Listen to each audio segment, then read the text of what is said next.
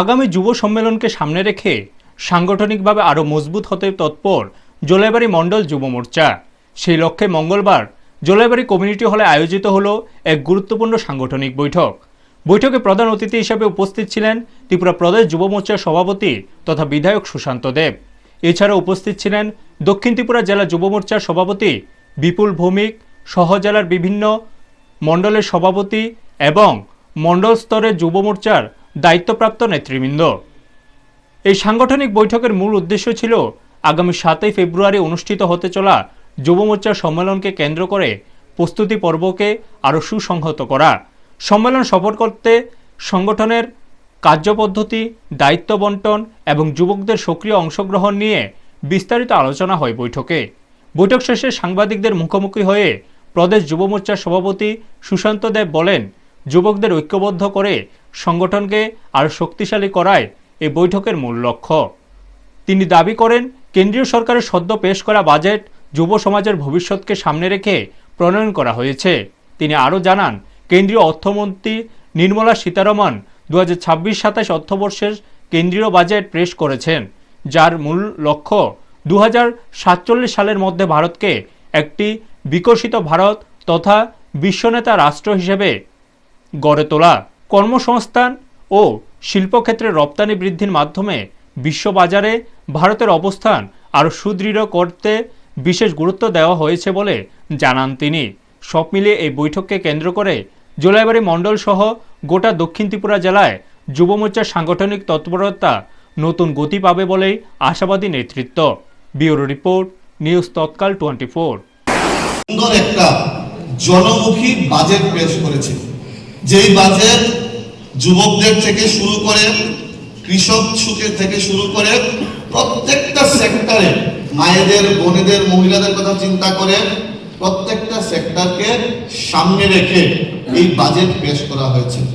এবং সবচেয়ে বড় বিষয়, এই বাজেটে আমরা যারা যুব সম্প্রদায় আমরা অত্যন্ত আনন্দিত। এই বাজেটে সামরিক খাতে, প্রতিরক্ষা খাতে আমাদের বাজেট অনেক বেশি বাড়ানো হয়েছে, যেটা আমাদের জন্য অত্যন্ত গুরুত্বপূর্ণ ছিল।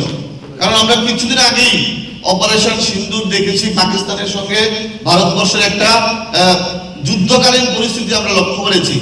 সেই সুবাদে আজকে দেখুন, আমাদের বাজেটের পরের দিনই আরো বেশি আমাদের খুশি হওয়ার বিষয়, আমেরিকার সঙ্গে আমাদের একটা দ্বন্দ্ব চলছিল ট্যারিফ নিয়ে। সেই ট্যারিফটাও কিন্তু আমেরিকার প্রেসিডেন্ট ডোনাল্ড ট্রাম্পের সঙ্গে আমাদের যিনি যশস্বী প্রধানমন্ত্রী নরেন্দ্র মোদী আছেন, ওনার টেলিফোনিক বার্তালাপ হয়েছে এবং ট্যারিফটা কিন্তু অনেক কমিয়ে দিয়েছে। এইটাও আমাদের জন্য কিন্তু একটা সিম্বলিক বিষয়, একটা মানে পজিটিভ সাইন। তো এই বাজেট প্রত্যেকটা বিষয়ের উপর ভর করে বাজেটটাকে করা হয় এবং আগামী দিনে ভারতবর্ষে কিভাবে চলবে, ভারতবর্ষকে 2047-এর মধ্যে আমরা উন্নত ভারতবর্ষে নিয়ে যাব।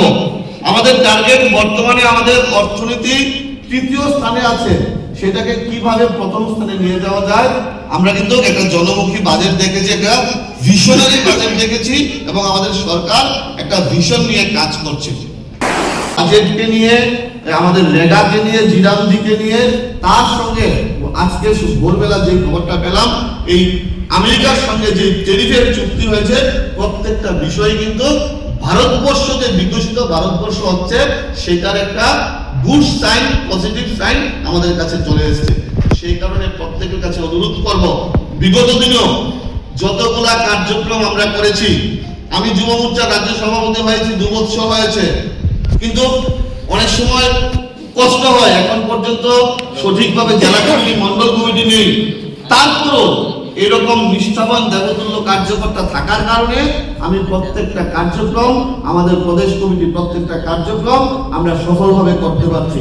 এবং আমি ধন্যবাদ জানাই এই জেলার প্রত্যেকটা কার্যকর্তাকে। যখন আমার এই যে পিরিয়ডে আমি একটা ঐতিহাসিক কার্যক্রম করেছিলাম, সাবরুম থেকে ধর্মনগর পর্যন্ত নমো যুবযাত্রা, বাইক যাত্রা করেছিলাম, আমি রিস্ক নেইনি।